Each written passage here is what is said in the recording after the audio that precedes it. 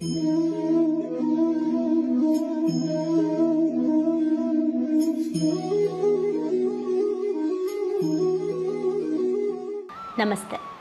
ನೀನು ಸತ್ತರೆ ಅಳುವವರು ಯಾರು ಪುಸ್ತಕದಿಂದ ನಮ್ಮ ಮುಂದಿನ ಚಾಪ್ಟರ್ನ ಹೆಸರು ಒಳ್ಳೆಯ ಚಲನಚಿತ್ರದಿಂದ ಕಲಿಯಿರಿ.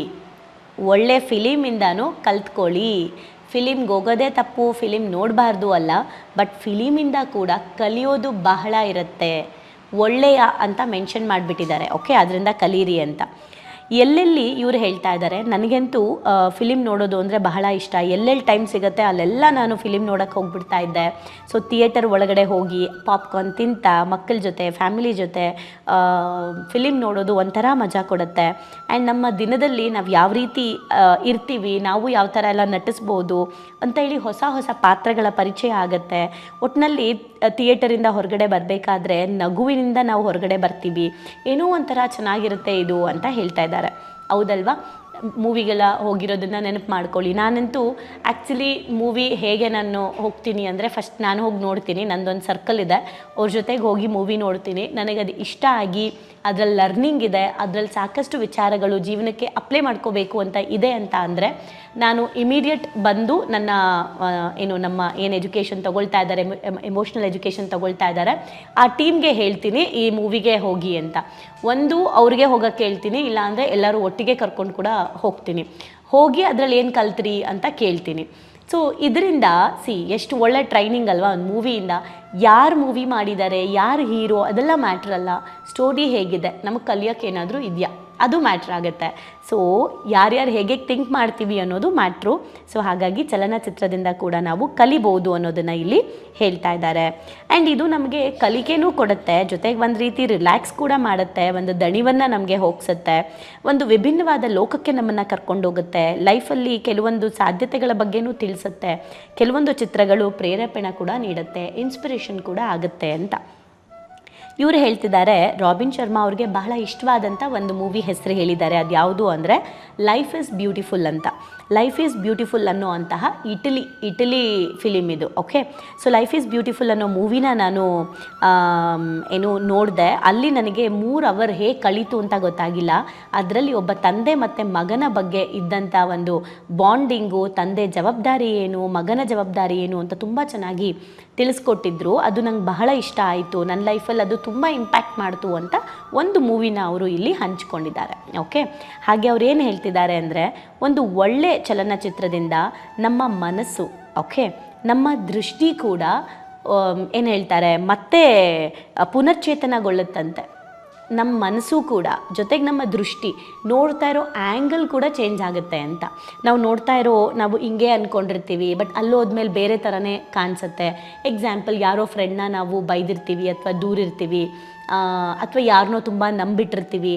ಸೊ ಆ ಥರ ಹೋದಾಗ, ಮೂವಿಗೆ ಹೋದಾಗ ಆ ಕ್ಯಾರೆಕ್ಟರ್ಗಳನ್ನು ನೋಡಿದಾಗ ಈ ಥರದ್ದು ನಮ್ಮ ಲೈಫಲ್ಲಿ ಆದರೆ ನಾವೇನು ಮಾಡಬೇಕು, ಇವ್ರು ಹೆಂಗೆ ಮಾಡಿದ್ರು, ಇವ್ರು ಯಾಕೆ ಸಿಗಾಕೊಂಡ್ರು, ಈ ರೀತಿ ಎಷ್ಟೊಂದು ವಿಚಾರಗಳನ್ನು ನಾವು ಕಲಿಬೋದು, ಕರೆಕ್ಟ್ ಅಲ್ವಾ?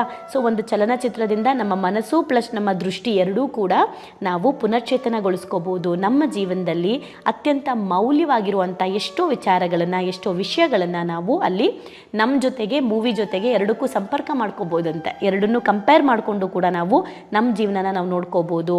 ನಮ್ಮ ಬದುಕಲ್ಲಿ ಬರುವಂತಹ ಎಲ್ಲ ವಿಷಯಗಳ ಬಗ್ಗೆ ಉತ್ಸಾಹದಿಂದ ಇರೋದು ಹೇಗೆ ಅನ್ನೋದನ್ನು ನಾವು ಕಲಿಬೋದು. ಆ ಥರ ಎಷ್ಟೋ ವಿಚಾರಗಳನ್ನು ನಾವು ಚಲನಚಿತ್ರಗಳಿಂದ ಕಲಿಬೋದು. ಹಾಗಾಗಿ ಒಳ್ಳೆಯ ಚಲನಚಿತ್ರಗಳನ್ನು ನೀವು ನೋಡಿ ಅದರಿಂದ ಕಲ್ತ್ಕೊಳ್ಳಿ ಅಂತ ಹೇಳ್ತಿದ್ದಾರೆ.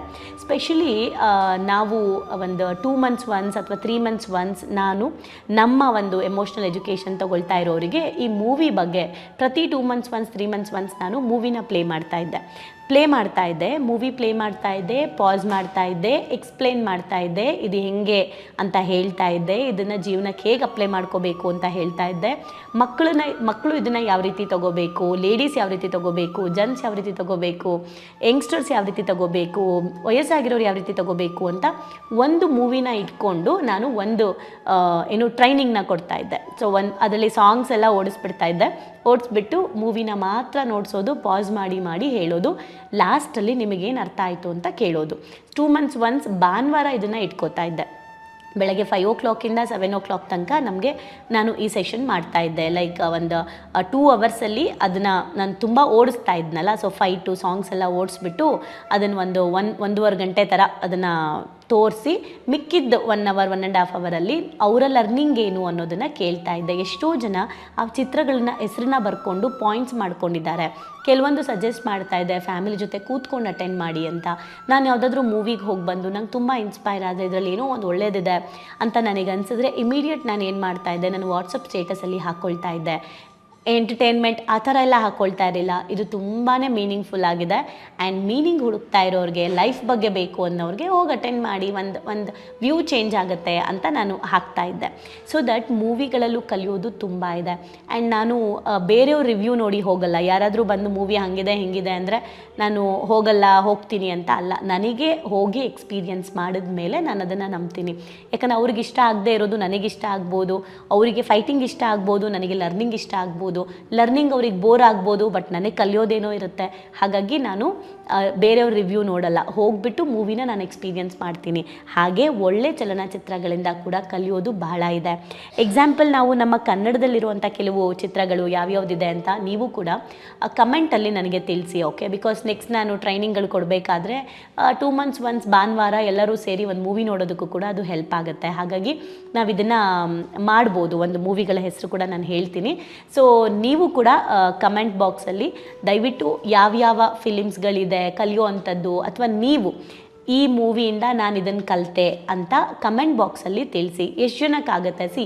ನೀವು ನೋಡ್ತಾ ಇರ್ತೀರಲ್ವ ಹೇಗಿದ್ರು ವಿಡಿಯೋ ನೋಡಿದ ತಕ್ಷಣ ಒಂದು ಕಮೆಂಟ್ ಹಾಕಿ, ಸೊ ದಟ್ ನಿಮ್ಮ ಜೊತೆ ನಾವು ಸ್ಪಂದಿಸ್ಬೋದು. ನಿಮಗೇನು ಅರ್ಥ ಆಗ್ತಾ ಇದೆ ಅಂತ, ನಾನೇನಾದ್ರು ಇಂಪ್ರೂವ್ಮೆಂಟ್ ಮಾಡ್ಕೊಳ್ಳೋದಿದ್ರೆ ಮಾಡ್ಕೋಬೋದು. ಆ್ಯಂಡ್ ನೀವು ಹಾಕಿದಾಗ ನನಗೂ ಇನ್ನೊಂದು ಆ್ಯಂಗಲಲ್ಲಿ ನಾನು ನೋಡೋಕ್ಕೆ ಸ್ಟಾರ್ಟ್ ಮಾಡ್ಬೋದಲ್ವ. ಸೊ ದಟ್ ನಾಲೆಜ್ ಎಕ್ಸ್ಚೇಂಜ್ ಆಗುತ್ತೆ. ಅದಕ್ಕೋಸ್ಕರ ಇಲ್ಲಿ ನೀವು ನೋಡಿರೋ ಮೂವಿ, ಅದರಿಂದ ನೀವು ಕಲ್ತಿರೋವಂಥದ್ದನ್ನು ನೀವು ಹಾಕ್ಬೋದು. ನಾನು ಕೆಲವು ಮೂವಿಗಳನ್ನ ಹೇಳ್ತಾ ಇದ್ದೀನಿ, ಇಲ್ಲಿ ಹೇಳಿರೋದ್ರಲ್ಲೂ ನೀವು ನೋಡಿದರೆ ಈ ಮೂವಿ ನಂಗೆ ಇಷ್ಟ ಅಂತಲೂ ನೀವು ಹಾಕ್ಬೋದು.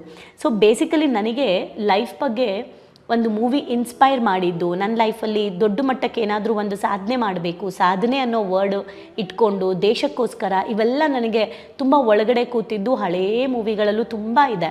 ಲೈಕ್ ಎಲ್ಲ ದೇಶಕ್ಕೋಸ್ಕರ ಏನಾದರೂ ಮಾಡುವಂಥ ಎಲ್ಲ ಮೂವಿಗಳು ನಂಗೆ ತುಂಬ ಇಷ್ಟ ಆಗ್ತಾಯಿತ್ತು. ಸೊ ಈಗ ಲೈಫ್ ರಿಲೇಟೆಡ್ ಮೂವಿಗಳು ಬಹಳ ಇಷ್ಟ ಆಗುತ್ತೆ. ಫಾರ್ ಎಕ್ಸಾಂಪಲ್ ಬಂಗಾರದ ಮನುಷ್ಯ ಆಗಿರ್ಬೋದು, ಅದರಲ್ಲಿ ಎಜುಕೇಟೆಡ್ ಆಗಿದ್ದರೂ ಕೂಡ ಒಬ್ಬ ರೈತ ಆಗೋದು ಹೇಗೆ, ಕೆಲಸ ಅಂದರೆ ಚೆನ್ನಾಗಿ ಓದ್ಕೊಂಡು ಬಂದು ಹೇಗೆ ಅವ್ರು ಕೆಲಸ ಮಾಡ್ತಾರೆ. ಅದರಲ್ಲಿ ಒಂದು ಹಾಡಿದೆ, ಆಗದು ಎಂದು ಕೈಕಟ್ಟು ಕುಳಿತಾರೆ, ಸಾಗದು ಕೆಲಸವು ಮುಂದೆ ಅಂತ.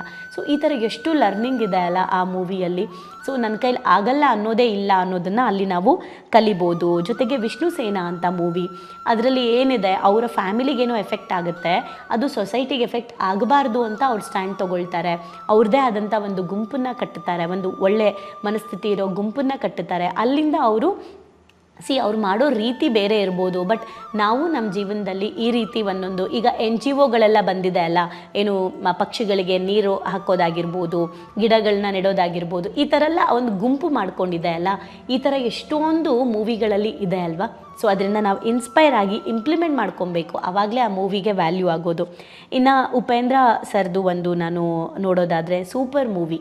ಓಕೆ, ಸೂಪರ್ ಮೂವಿ ನನಗೆ ಯಾಕೆ ಇಷ್ಟ ಅಂದರೆ, ನಮ್ಮ ಭಾರತ ಮುಂದೆ ಹೆಂಗಾಗುತ್ತೆ, ಅದಾಗೋದಕ್ಕೆ ನಾನು ಮೆಂಟಲಿ ಹೇಗೆ ಬದಲಾಗಬೇಕು, ಇದಾಗಲಿಲ್ಲ ಅಂದರೆ ಏನಾಗುತ್ತೆ, ಆ್ಯಂಡ್ ಇದಾದರೆ ನಮ್ಮ ಭಾರತ ಹೇಗಿರುತ್ತೆ ಅನ್ನೋದನ್ನು ಅವರು ಲಾಸ್ಟಲ್ಲೆಲ್ಲ ಒಂದು ಕ್ಲೈಮ್ಯಾಕ್ಸ್ ಕೊಟ್ಟಿದ್ದಾರಲ್ಲ, ಅದನ್ನು ನೋಡಿ ನನಗನ್ಸಿದ್ದು ಪ್ರತಿಯೊಬ್ಬ ಭಾರತೀಯನೂ ಕೂಡ ಭಾರತ ಶ್ರೀಮಂತ ಮಾಡೋದಕ್ಕೆ, ಭಾರತ ಒಂದು ನೆಕ್ಸ್ಟು ಮೊದಲನೇ ದೇಶ ಆಗಿರೋದಕ್ಕೆ, ಶ್ರೀಮಂತ ದೇಶ, ಆರೋಗ್ಯವಂತ ದೇಶ, ಜ್ಞಾನವಂತ ದೇಶ ಆಗಿರೋದಕ್ಕೆ ಪ್ರತಿಯೊಬ್ಬ ಪ್ರಜೆಯ ಜವಾಬ್ದಾರಿನೂ ಇದೆ ಅನ್ನೋದನ್ನು ನಾನು ಸೂಪರ್ ಮೂವಿಲಿ ತೊಗೊಂಡೆ.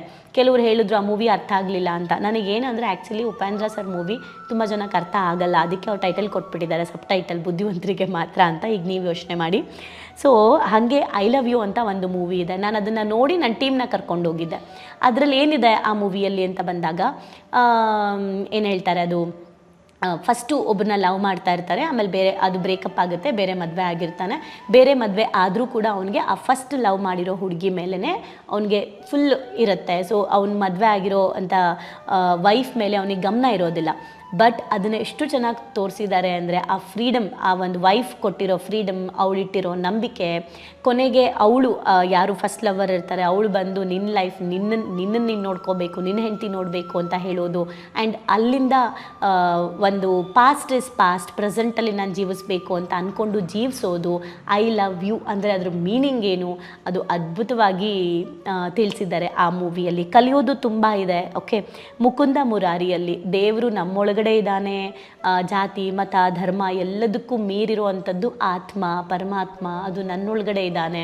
ತಾಯ್ತದಲ್ಲಿ ದೇವರಿರೋದಿಲ್ಲ, ನಮ್ಮ ಭಾವನೆಯಲ್ಲಿ ದೇವರಿರ್ತಾನೆ ಅನ್ನೋದನ್ನು ತಿಳಿಸ್ಕೊಟ್ಟಿದ್ದಾರೆ. ನಿನ್ನ ಉದ್ದೇಶ ಸರಿಯಾಗಿದ್ದರೆ, ನಿನ್ನ ಉದ್ದೇಶ ಸರಿಯಾಗಿದ್ದು ನೀನು ಸರಿಯಾದ ಮಾರ್ಗದಲ್ಲಿ ಹೋಗ್ತಾ ಇದ್ದರೆ, ನೀನು ಸಕಾರಾತ್ಮಕ ಕೆಲಸಗಳನ್ನು ನೀನು ಮಾಡ್ತಾ ಇದ್ದರೆ, ಆಟೋಮೆಟಿಕ್ಕಾಗಿ ಭಗವಂತ ಯಾರ ಮೂಲಕನಾದರೂ ನಿನ್ನ ಜೀವನದಲ್ಲಿ ಎಂಟ್ರಿ ಕೊಟ್ಟು ನಿನ್ನ ಲೈಫಲ್ಲಿ ಪರಿವರ್ತನೆ ಮಾಡ್ತಾನೆ ಅನ್ನೋದನ್ನು ಮುಕುಂದ ಮುರಾರಿಯಲ್ಲಿ ನಾವು ನೋಡ್ಕೊಳ್ಳೋದಾಗಿರ್ಬೋದು.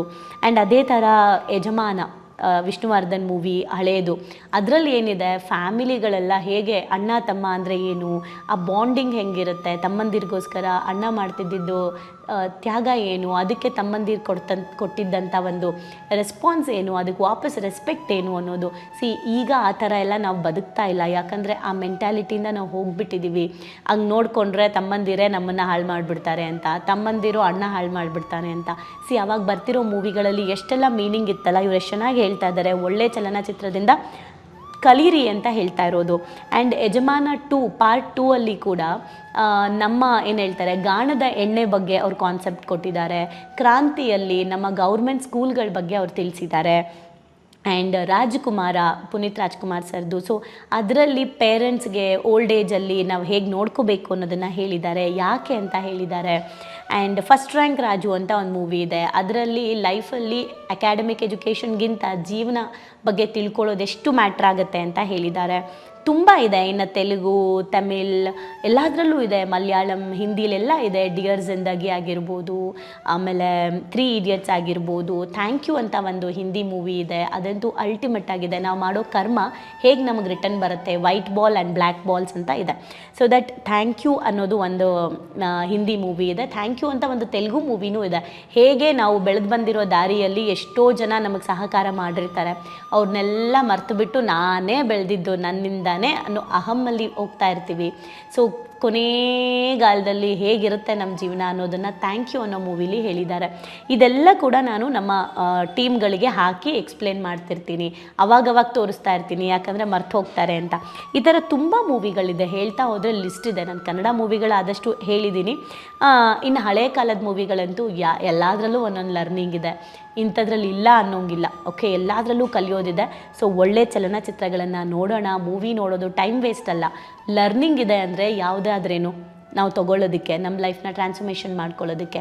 ಹಾಗಾಗಿ ಒಳ್ಳೆ ಚಲನಚಿತ್ರದಿಂದ ಕೂಡ ಕಲಿಯೋದು ತುಂಬ ಇದೆ. ಒಳ್ಳೊಳ್ಳೆ ಫಿಲಿಮ್ ನೋಡೋಣ, ಲೈಫಲ್ಲಿ ಅದನ್ನು ಇಂಪ್ಲಿಮೆಂಟ್ ಮಾಡ್ಕೊಳ್ಳೋಣ, ಅಪ್ಲೈ ಮಾಡ್ಕೊಳ್ಳೋಣ, ಲೈಫ್ನ ಟ್ರಾನ್ಸ್ಫಾರ್ಮೇಷನ್ ಮಾಡ್ಕೊಳ್ಳೋಣ. Thank you.